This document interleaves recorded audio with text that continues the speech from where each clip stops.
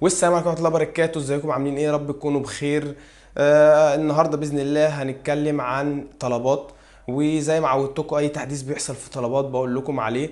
فالنهارده بإذن الله هنشرح طلبات تاني من الصفر لحد آخر حاجة فيها، وهنعلمكم كل حاجة فيها ان شاء الله بإذن الله.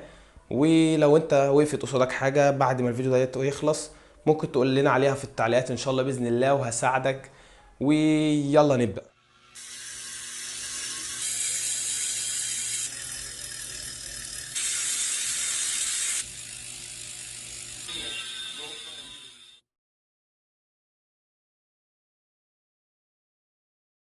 واول حاجه هنتكلم عليها هي الشغل في طلبات. ايه هو الشغل في طلبات؟ الشغل في طلبات عباره عن ان انت واحد معاك مثلا موتوسيكل او معاك عجله او في مشي، بس بيبقى نادر دلوقتي. لو انت عايز تشتغل بتوصل اوردرات اكل او سوبر ماركتات او حاجات زي كده فقط. يعني انت بتوصل اكل او صيدليات او سوبر ماركتات كده. المطاعم دي بتبقى طلبات متعاقده معاها ان هي توصل لها اوردراتها. طب بتوصل اوردراتها ازاي؟ عن طريق ابلكيشن. طلبات عامله ابلكيشن للعميل وعامله ابلكيشن تاني ليك انت كمندوب. الابلكيشن بتاع العميل بيطلب الاوردر، الاوردر تلقائي بيتحول على السيستم بتاع الابلكيشن بتاع المندوب، تلقائي السيستم يبعته لحد من الطيارين اللي على الارض. طب الشغل في طلبات عبارة عن ايه؟ طيب فهمنا كل حاجة، هفهمكم كل حاجة كده ان شاء الله بإذن الله بالتفصيل الممل. عندك مثلا ان الشغل في طلبات بيبقى شفتات. مثلا شفت 6 ساعات 8 ساعات 10 ساعات 12 ساعة، عايز تشتغل اكتر بتشتغل. طب دلوقتي في قبض تاني غير قبض الاوردرات؟ لا، مفيش قبض تاني في طلبات غير قبض الاوردرات. يعني انت مثلا عملت لك 20 اوردر مثلا، والاوردر مثلا ب 10 جنيه، يبقى انت عملت لك في اليوم دوت 200 جنيه. في الاسبوع مثلا عملت لك كده 1400 جنيه. مفيش قبض تاني في طلبات غير القبض دوت. طب انت شايف ان القبض دوت مجزي؟ ايوه طبعا مجزي جدا ان شاء الله يعني. ده غير كمان التبس اللي العميل بيسيبهولك، دي بتبقى حاجة جانبية برضو بتسند. هنكمل ونقول على الابليكيشن. دلوقتي انت بتحجز شيفتات زي ما انا قلت لك. بتحجز الشيفتات امتى؟ قبلها بثلاث ايام، قبلها باسبوع. الشيفتات كلها بتنزل لك وانت بتختار مثلا عايز تنزل، انت اللي بتحدد عايز تنزل من امتى لامتى. فانت مثلا السبت عايز تنزل من 4 ل 7 المغرب مثلا، او عايز تنزل من 8 الصبح ل 9. فاهمني؟ يعني انت اللي بتحدد الشيفت بتاعك. بتلاقي قائمه فيها شيفتات كتير، وانت بتحجز الشيفت اللي يناسبك. يعني هم بيبقوا منزل لك مثلا شيفتات من 9 ل 4، من 9 ل 5، وانت بتختار الشيفت اللي يناسبك وتنزل في قبليه بنص ساعة عشان تفتح الشيفت وتشتغل. الشيفت بتفتحه بوشك وكده كده. اتكلمنا عن الحاجات الأساسية اللي هي في الأول. طب أنا دلوقتي عايز بقدم ازاي؟ هقول لك ازاي تقدم ان شاء الله باذن الله وهساعدك تقدم. انت دلوقتي عايز تقدم، بتقدم ازاي؟ بتخش على جروبات على الفيس، زي جروب طلبات مصر او جروب مندوبين طلبات. الجروبين دول بتلاقي فيهم ناس كتير قوي. فانت بتخش مثلا تكتب بوست تقول انا عايز انزل في طلبات زون كذا، انت تشوف انت ساكن فين مثلا وتقول انا عايز انزل زون كذا. هتلاقي كذا حد دخل كلمك ونزلك الشغل بعدها بيومين ثلاثه. دي بالنسبه لو انت عايز تنزل الشغل في الاول. بتاخد هما بيدوك ارقامهم وبتخش تكلمهم، بتنزل معاهم شغل عادي. طب في حاجة تانية ممكن انزل بيها؟ ممكن ان انت تقابل اي مندوب شغال في طلبات في الشارع وتقول له ان انت عايز تنزل في طلبات، فهو هيديك رقم المشرف بتاعه وتكلم المشرف وتتابع معاه وبرضه هتشتغل ان شاء الله. طب انت بتحتاج ايه في التقديم؟ حاليا بتحتاج في التقديم صورة البطاقة، وش وظهر، وصورة صورة ليك شخصية. وتالت حاجة هم بيعملوا عنك استعلام أمني. فالاستعلام الأمني ده بيكلف 100 جنيه. الأول كان فيش جنائي، دلوقتي بقى يقول لك لا مش محتاج فيش، دلوقتي بقى محتاج استعلام أمني. بيعمل عنك استعلام أمني وبياخد 100 جنيه. استعلم عنك تمام، ما عندكش حاجة بتشتغل على طول.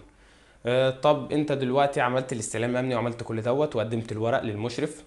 كل ده بتبعته له عن طريق الواتس، انت بتروحلوش خالص. بتبدا تروح له بعديها على طول.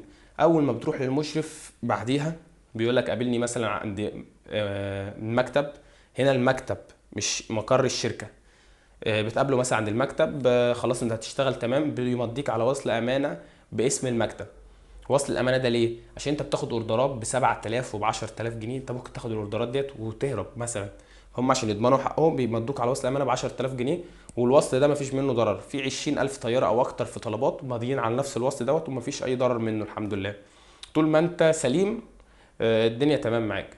بتمضي على الوصل دون وهيقول لك هتجيلي المقر يوم كذا، مقر الشركه عشان تحضر المحاضره. بيسلمك تيشيرت زي دوت وباوتش. التيشيرت والباوتش تقريبا بيبقوا عاملين في سكه 500 جنيه 600 جنيه. المكتب بيخصمهم منك مثلا على 4 اسابيع او بيخصمهم منك دفعه واحده على حسب ما انت عايز. تمام، انت رحت المقر خلاص. بياخد بياناتك. بتحضر المحاضره. المحاضره دي بتتكلم عن الاساسيات في طلبات. تمام، ما ينفعش تروح تحضر المحاضره بشبشب، لازما كوتشي. دي حاجه برضو مهمه، عشان حتى لو المحاضره جنب بيتك فانت تستسهل وتقول لها هروح بشبشب، مش هيدخلوك المحاضره. فانا باكد عليك بس. وبرضو الشغل لازما بالتيشيرت، ولازما بكوتشي، ولازما بالباوتش، عشان في حاجه اسمها باترول بيقابلك لو صورك وبعت للشركه بينزل عليك خصم. فانا بعرفك من الاول يعني في كل حاجه افتكرها كده بقولها لك اول باول. تمام، انت دلوقتي حضرت المحاضره، في الاخر بيبقى فيه امتحان. هما بيحلوه معاك عشان الامتحان بيبقى سهل اصلا، هما بيحلوه معاك. بعد ما بيحلوه معاك بس كده بتبقى تاني يوم بيبقى ايميلك اتفعل. المشرف بيكلمك بيقول لك وانت هناك في المقر قصدي، بيقول لك نزل ابلكيشن كذا اللي انت هتشتغل عليه. بيبقى لا اما رود رانر لا اما طلبات رايدر، بس الاغلبيه بيبقى طلبات رايدر. فانت بتنزل ابلكيشن وانت واقف معاه. بعد ما بتنزل الابلكيشن المشرف بيكلمك على الواتس، بيبعت لك البريد الالكتروني وكلمه السر اللي انت بتفتح بيهم الابلكيشن. فتحت الابلكيشن بيقول لك خش اختار شيفتاتك، بتخش تختار شيفتاتك. اخترت شيفتاتك خلاص تمام. انت كده ايه، قدمت في طلبات. بتنزل اول يوم ليك. انا نازل اول يوم ليا هون. هقول لك الخطوات بالظبط. اول حاجه بعملها ان انا بفتح الشيفت ازاي. بنزل قبليها بنص ساعه، يعني مثلا شيفتي من 9، بنزل 8 ونص. 8 ونص ابقى على الارض، او 8 ونص و5، 8 ونص و10، لحد قبل 9، عشان لو فتحت بعد 9 يتحسب تاخير. فانا دلوقتي بفتح الشيفت. اول حاجه بدوس ابدا الشيفت. بعديها بصور وشي. اظبط وشي في النص واروح مصور، واروح باعت للابلكيشن، وبعد كده ادوس هتلاقي 3 حاجات دوس عليهم خليهم ينوروا، وبعد كده تدوس ابدا الشيفت. بدات الشيفت بفضل مستني. اول ما يجي لي اوردر هيقول لي مثلا اوردر من كشري التحرير. هروح دايس على الخريطه، هيروح فاتح لي الخريطه ان انا اتجه لكشري التحرير. اتجهت لكشري التحرير. اول ما اوصل المطعم ادوس لقد وصلت للمطعم. وبعد ما اخش المطعم هخش على الكاشير واقول له شباك كذا، الرقمين اللي هم اخر رقمين جنب الشباك، يعني مثلا مكتوب شباك 4000 وحاجه مثلا، انا اقول له اخر رقمين اللي هم مثلا 76 مثلا، هقول له شباك كذا. في مطاعم تانية بتاخد اخر 3 ارقام في الرقم الكبير 945 مثلا، بقول له رقم الاوردر. فالاوردر بيقول لي مثلا جهز او لسه ما جهزش او اوردر قدامه كذا. تمام، بستنى لحد ما الاوردر يجهز. الاوردر جهز بيبقى مكتوب لي في الابلكيشن لا تقم بالدفع، يبقى ما ينفعش ادفع للمطعم. يعني مكتوب لي في الابلكيشن ادفع 50 جنيه، بدفع المطعم 50 جنيه، ما ادفعش ازيد ولا اقل. بعد ما ادوس تم الاستلام ان انا استلمت الاوردر من المطعم، بيفتح لي، بدوس على فتح الخريطه عشان يوديني ان انا اوصل الاوردر للعميل. بعد ما اوصل الاوردر للعميل بدوس لقد وصلت للعميل. قبل ما اطلع للعميل بيقول لي خد من العميل كذا او ما تاخدش من العميل فلوس. قال لي خد مثلا من العميل 50 او 60 جنيه. بطلع للعميل اقول له الحساب 60 جنيه، باخد منه الحساب. اي فلوس بيداني تانية بتبقى تيبس، بتبقى ليا. باخدها ليا. بعد ما تمام استلمت الفلوس من العميل بنزل تحت اول حاجه الشارع، وبعد كده ادوس تاكيد التوصيل. كده انا وصلت اول اوردر ليا. دي بالنسبه للاوردرات. انا كده وصلت الاوردر، اسهل حاجه وابسط حاجه. طب دلوقتي انا بقبض على كام؟ اهم حاجه دلوقتي انا بقبض على كام. اول ما بتنزل بتبقى على باتش، هما بيبقوا 5 باتشات: باتش 1، باتش 2، باتش 3، باتش 4، باتش 5. باتش 5 ده اللي انت بتنزل عليه اول ما بتنزل. باتش 5 ده بيبقى زيه زي باتش 3. مثلا كل زون وليه سعر الاوردر. يعني مثلا باتش 1 بيقبض مثلا في العجل على 19، في المكن بيقبض على 27. باتش 2 بيقل 2 جنيه في الكل. باتش 3 بيقل 2 جنيه في الكل زيه زي باتش 5.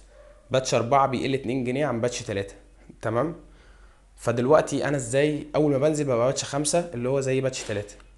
نزلت بشتغل اول اسبوع بيديني التقييم بتاعي. انا دلوقتي ما بتاخرش ما بغيبش. بشتغل شيفت لاخره وما باخدش بريكات. يعني بشتغل شيفت لاخره وما باخدش بريكات وما بتاخرش وما بغيبش. ورابع حاجه وديت الاهم، اني بقبل كل الاوردرات اللي بتجيلي. مفيش اوردرات بتطير مني، ببقى في سماعه او هاند فري في ودني.